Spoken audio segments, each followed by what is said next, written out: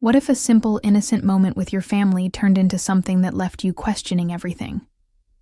It started with a routine back massage, but what happened next will leave you speechless. Stick around. This story is unlike anything you've heard before. Hey, say some moments haunt you forever. They stick like shadows, silent, but always there. It's been 2 years since that day. 2 years since everything changed. It was supposed to be simple. A beach trip with my son Leonard. My husband Phoenix couldn't make it. He never did work. Always came first. And I was used to that, used to being alone. But that day, the day didn't feel normal. Not then, and not now. We spread out the towels. The sun was warm, maybe too warm. I laid down, finally feeling free of the world's noise, and I asked Leonard to help to rub some oil on my back. I didn't think twice about it.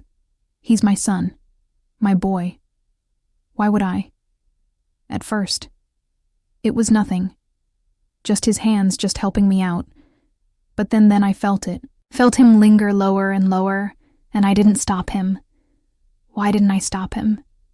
You think you know yourself. You think you know your family. But there's always a moment. One moment that can unravel everything for me. It happened that day, on this beach, and I've never been the same Phoenix. And I had been married for over 15 years. If you asked anyone who knew us, they'd say we were the perfect couple, a nice house, good kids, and a steady life. But you don't see the cracks until you're inside the walls. You don't feel the emptiness. Unless you're the one living it for years. Phoenix's job was his world. He was always working late nights, weekends, holidays. I used to tell myself that he did it for us, that the overtime, the dedication was for the life he was building for our family. But after so long, that story starts to fall apart. What good is a home if no one's ever in it? I became invisible to him. When he came home, he barely looked at me. He stopped asking how I felt, what I wanted, what I needed.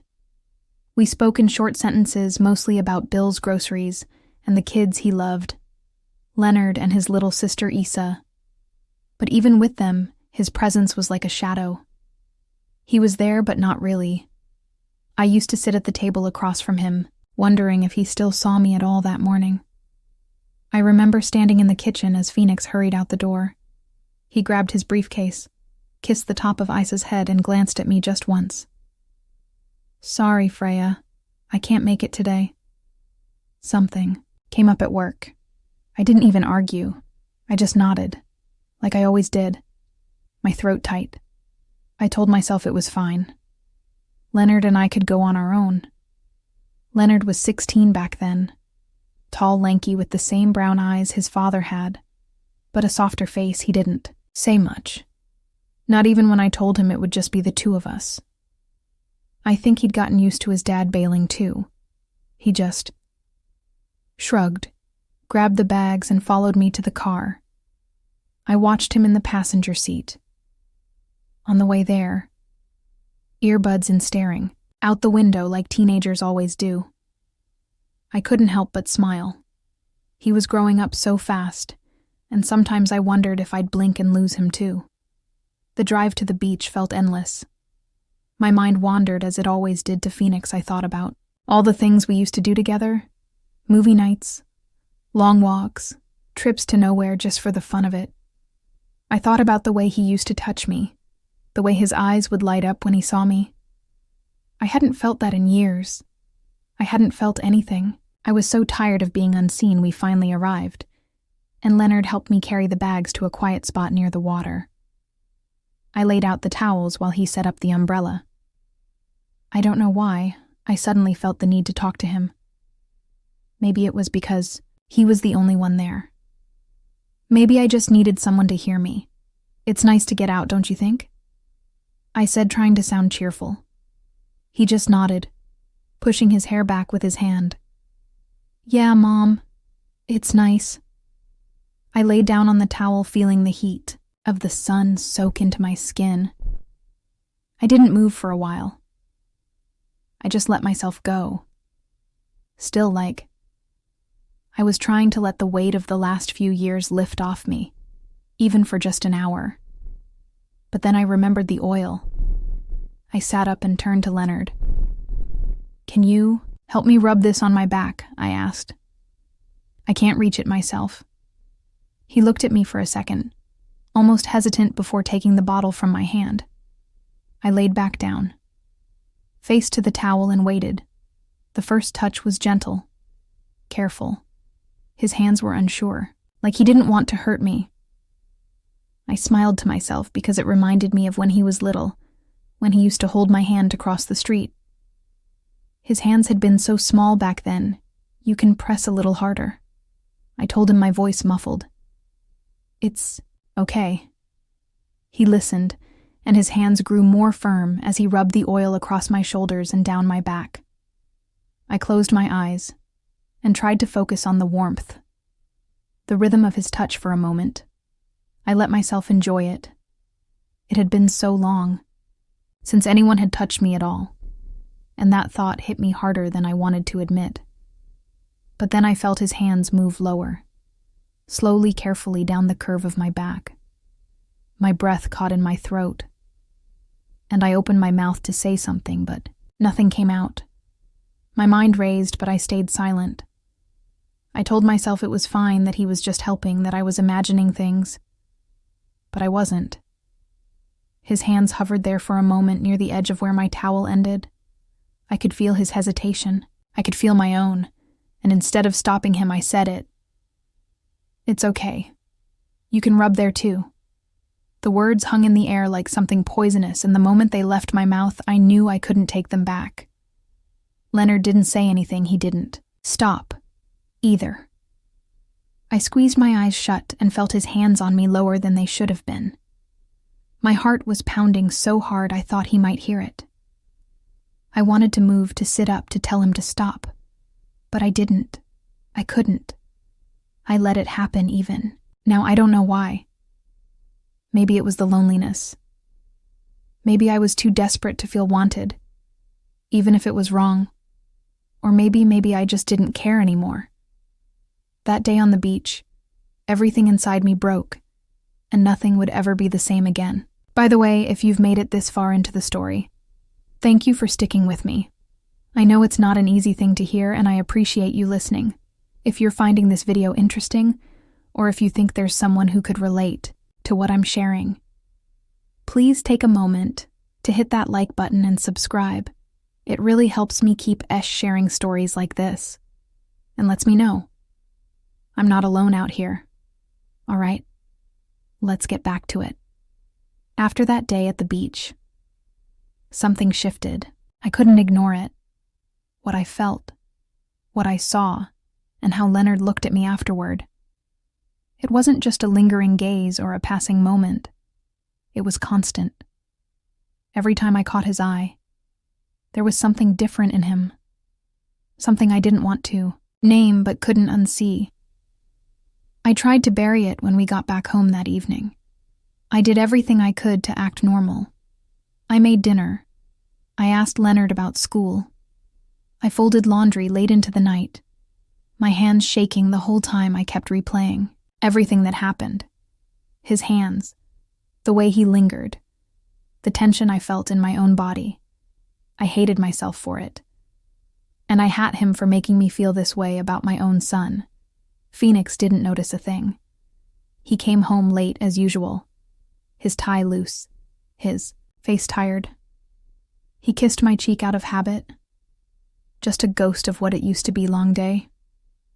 I asked, hoping for some kind of conversation. He grunted and nodded already. Halfway to the living room. It was always like this. His presence felt like an afterthought, and I felt invisible again. That night, I lay in bed, staring at the ceiling while Phoenix gored softly beside me. The house was quiet, but my mind wasn't. I kept thinking about Leonard, about his hands and his gaze. I knew it wasn't right. I knew I should stop it, whatever it was, before it went any further. But there was another part of me, something dark. Something lonely that wanted to hold on to it, that craved the attention, the touch, the feeling of being seen. The days passed, and Leonard didn't say anything, but his silence was louder than words. He didn't avoid me. Not exactly. Instead, it was like he stayed closer.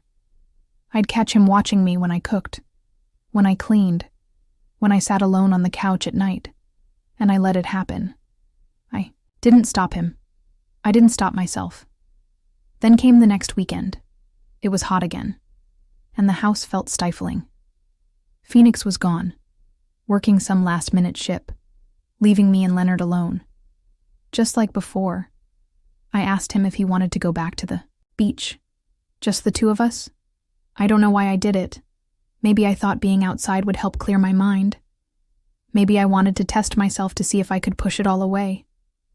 The drive was quiet this time. Leonard didn't wear his earbuds, though. He just sat there looking out the window, his knee bouncing restlessly. I wanted to say something, anything to break the silence. But every time I opened my mouth, the words stuck in my throat. When we got to the beach, it was almost empty. I remember how blue the water looked, how the wind felt on my face. I spread out the towels again, just like before, and Leonard helped me set everything up. I didn't ask him to rub oil on my back this time. I couldn't. Instead, I laid there with my eyes closed, pretending. Everything was fine, but even with my eyes shut, I could feel his gaze. I could feel him watching me. The real breaking point came later that afternoon. We decided to rinse off at the beach showers before heading home. It was supposed to be quick, just to get the sand off our skin, but something happened then that I still can't explain. When we reached the showers, Leonard stepped under first. Letting the water run down his back, I stood off to the side, watching him for a moment. Before I stepped in too, I don't know what came over me, but I peeled off my outer clothing and stood beside him, the water cool against my skin. Leonard looked at me, startled. I don't know if it was surprise, confusion, or something else entirely, but he didn't say a word. I glanced at him, then really looked at him and said, "You should take off your shorts too. You need to rinse properly." I don't know why I said it. Maybe I wanted to prove to myself that I could be in control, that I could make this stop, or maybe I was testing him, testing myself. He hesitated for a second, then did as I said, sliding his sheaths off, and there we were together alone. The water pouring down on us, washing everything away, except what we were both feeling. I turned my back to him and asked softly, "Help me with my back," and it did. His hands were careful again, just like before. But there was no mistaking the tension. I felt it in him. I felt it in me when he touched my waist. I froze. The air seemed to thicken around us, the sound of the water drowning out. Everything else, I could have walked away, I could have stopped it. But instead, I leaned back, closer to him. I reached for his hands and guided them to my chest, and when I did, he didn't pull away. What happened next, I can't explain. I won't explain. It was a moment, a blur of need, loneliness, and something else. I don't want to name it. Wasn't soft and it wasn't slow. It was desperate, passionate, wrong in every way, but I couldn't stop it. I didn't want to, and when it was over, we just stood there, the water still pouring down on us, washing away the evidence but not the truth. He held me, then held me like none else had in years, and I led him. Afterwards, we didn't speak. We dried off, packed up, and walked back to the car. Insolence, I watched Leonard from the corner of my eye. His face flushed, his movements stiff. I knew I'd ruined everything. I knew we'd cross a line that could never be uncrossed. And yet, for the first time in years, I felt alive. The ride home was silent at first. The car felt too small, too heavy, like the air itself was pressing down on us. I gripped the steering wheel tightly, trying to focus on the road, but my mind was spinning. I could still feel him. Leonard, his hands, his body, the weight of everything. We'd just done. I kept stealing glances at him in the passenger seat. He sat stiffly staring out the window. His face flushed, his jaw tied, and then out of nowhere he spoke. "Mom," he said, his voice low, almost unsure. I didn't look at him. I couldn't, but I heard him. What just happened back there? My heart skipped beat. For a moment I thought about pretending. I didn't hear him, about brushing it off. Change in the subject, but there was no point in pretending anymore. Not after what we'd done. I took a shaky breath and answered, "I don't know. It was the truth, or at least the closest thing to it." I didn't know what had happened, or why. All I knew was that everything had changed. We didn't talk again till we pulled into the driveway. I turned off the car, but neither of us moved. Leonard finally looked at me, really looked at me, and for the first time I saw something in his eyes that scared me. It wasn't confusion, or guilt, or even shame. It was longing. "How long have you felt like this?" He asked. His words sent chills through me because I'd been asking myself the same question. I looked at him then, and it was like a dam broke inside me. "I don't know," I whispered. Maybe longer than I want to admit." We were both quiet after that, just sitting there in the dark. I thought that would be it, that we'd go inside, try to forget it all, and pretend nothing had happened. But Leonard had other ideas. Before I could open the door, he leaned over and kissed me. It was soft at first, hesitant, like he was afraid I'd pull away. But I didn't. I let him kiss me, and a kiss at him back, and then I lost control. I don't know if it was the loneliness, the years of neglect, or the way Leonard looked at me, like no one had in so long, but I let it happen. Right there, outside our house. Leonard pulled me into him, his hands sliding over me like they belonged. There I felt alive. I felt wanted.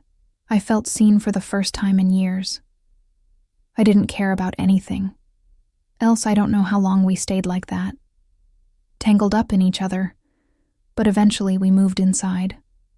I don't remember much about the walk to the door. Just the feeling of his hand on mine, the quiet between us, buzzing like electricity. We didn't speak. We didn't need to. Once we were inside, everything escalated like we'd been holding back for too long, and the dam had finally burst. The next few days were a blur. Leonard stayed close to me always, finding reasons to brush against me, or look at me when no one else was watching. I'd tell myself to stop, to pull away to, and whatever this was. But every time I looked at him, I saw the same loneliness. I felt it was like we were mirrors of each other, reflecting back the same need, the same emptiness, and I couldn't say no. I didn't want to. At night, I'd lie in bed next to Phoenix, staring at the Link, listening to the sound of his breathing. I'd think about Leonard in the next room, about the way his hands felt, the way he made me feel alive again. And then I'd close my eyes, guilt curling up in my chest like a snake. I knew it couldn't last. I knew it was wrong. But I couldn't stop. The tension between us grew stronger every day until it finally exploded. It was late one evening. Phoenix was at work again. Issa was asleep, and Leonard and I were in the kitchen. I was washing dishes, trying to keep my mind off everything, when I felt him behind me. I turned around, and there he was, looking at me the same way he had on the beach. "Leonard," I said, softly, trying to warn him, but he didn't stop. He stepped closer. So close I could feel his breath on my neck. "Mom," he whispered. "I can't stop thinking about you." I froze. My heart was pounding so hard I thought it might burst. I wanted to tell him to stop, to go back to his room, to leave me alone, but I didn't. Instead, I looked up at him and I sighed. The one thing I shouldn't have. I can't stop either, and that was up. That was the moment. Everything fell apart. Leonard kissed me again. Harder, this time desperate, and I kissed him back. I didn't care that it was wrong. I didn't care about Phoenix or Aya, or the life we'd built. All I cared about, Washim. Leonard, my son, the only person who made me feel like I mattered since that day on the beach. Things haven't gone back to normal. In fact, I'm not sure they ever. Will Leonard and we cross line one that can't be erased no matter how hard I try to convince myself. Otherwise, what started as a moment has turned into something I can't control. The guilt is there. Heavy, constant, but it doesn't stop me, and that's the part that scares me the most. I look at my husband, Phoenix, and my daughter, AA, every day, and I wonder how they don't see it. How they don't notice the cracks that are spreading through our family. Maybe they're too caught up in their own lives to see me slipping. Or maybe I've just gotten better at hiding it. But deep down, I know this can't last forever. Secrets have a way of coming out, and when they do, the fallout will destroy everything I've tried to stop. I've told myself over and over again that this is wrong, that Leonard deserves better, that I deserve be better. But every time he touches me, every time, he looks at me like I'm the only person in the world. I lose myself. He makes me feel alive in a way I haven't felt in years, maybe ever. And that's the truth. I have to live with I don't know how to fix this. I don't know if I can fix it. And that's why I'm sharing my story with you. Maybe someone out there has an answer, something I haven't thought of. Maybe you can help me see a way out of this mess I've made before it's too late. So please, if you have advice, if you've been in a situation like this, or know someone who has, I want to hear from you. And if nothing else, let this be a warning. Loneliness can push you to places you never thought you'd go. Don't let yourself get lost like I did. Don't let your world fall apart before you realize what's happening, because once you cross that line, there's no going back. Thank you for listening. Please, share your thoughts, like this video, if you found it helpful, and subscribe form. Or, I need to know I'm not alone. Sometimes the biggest betrayals aren't the ones we commit against others, but the ones we commit against ourselves. Whom thank you for watching and sticking with me through this deeply personal story. If this made you reflect, shocked you, or kept you hooked, please let me know in the comments.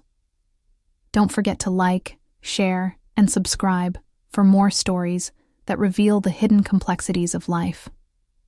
Your support helps me share the moments most people are too afraid to talk about. Until next time, stay safe, and always remember, some truths once uncovered can never be unseen.